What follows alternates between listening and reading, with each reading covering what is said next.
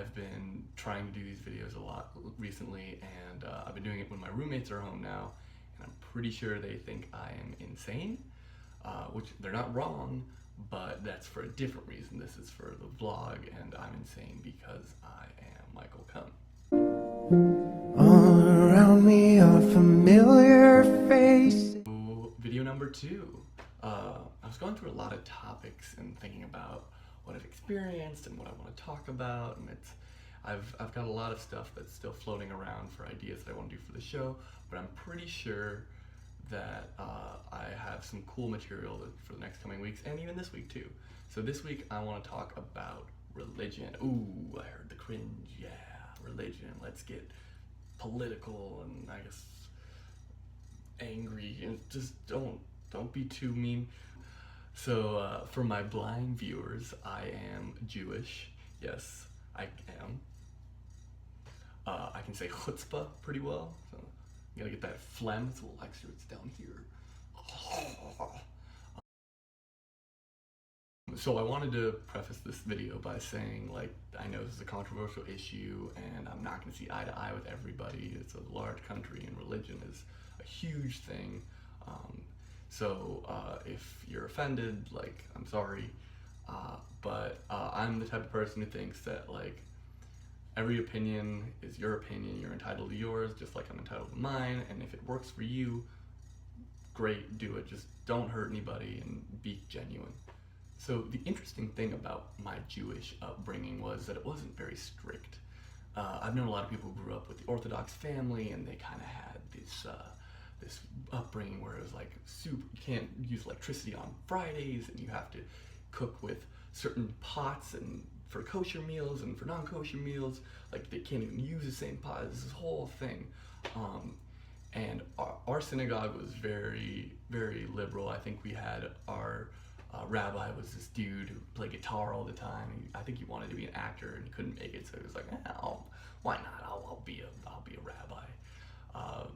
So it was very Jew-lite, as we called it. So let's go back to when I was about 8 and I was learning the story of Noah's Ark that was being taught by our rabbi. I was a skeptic, and I was like, okay, so listen, you're telling me that there's a guy and his wife who decided to get every single animal and the opposite sex of that animal and bring it onto a boat, and that's before plumbing was even invented, and this dude did not get eaten by the lion he was dragging onto the boat? Why are you lying to me? And what about dinosaurs?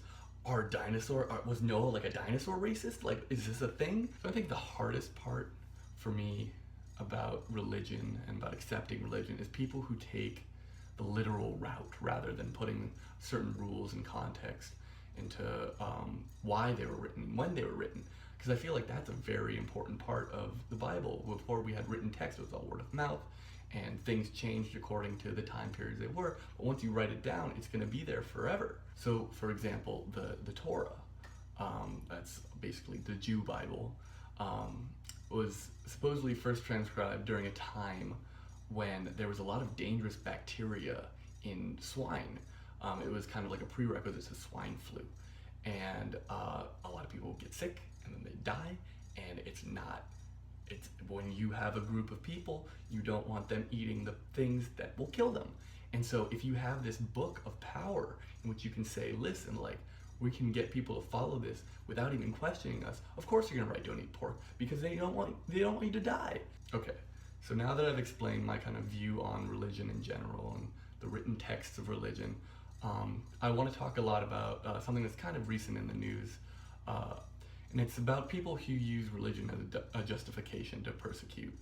And I think those people really miss the point of why religion was written in the first place. So maybe try like a critical reading class or something, because it's so frustrating to see that people want to exclude or harass people that don't prescribe to their own written literal beliefs. So now when it comes to religious freedom, laws are currently being passed that prevent services for gay and lesbian couples. And I think these literalists are at the surface of this entire phenomenon. and they're using their idea that this is what the Bible says, and so this is what we need to do as a justification for persecuting people. And I don't know if they just feel uncomfortable with these people, or if they truly believe that because it's said like this, I shouldn't give you a cake. Weird. This is one of the most frustrating things I think in our time period, is that people have stopped critically thinking about why they believe in certain things. And if religion is focused on bringing people together and uniting them under a common goal, why not do it with kindness? Why not do it to make a safer world and not use this fear and harassment as a justification for bringing people in? Okay, everyone, so second video in the books. Sorry about it for being a little long. I had a lot to say and I started rambling and blah blah blah blah blah. But if this is your first time seeing me, my name is Michael Cohn. Why don't you hit that like button if you have a YouTube account, even if you have a Gmail account. All you have to do is hit the subscribe button, sign in, hit subscribe. I'm really liking doing these weekly updates, and I'm gonna keep trying to do them. And I really want to thank everybody for all the support that they gave me, because it really means a lot. And I'm enjoying it, and I hope you guys are enjoying it too. So I will see you next week, and I love you.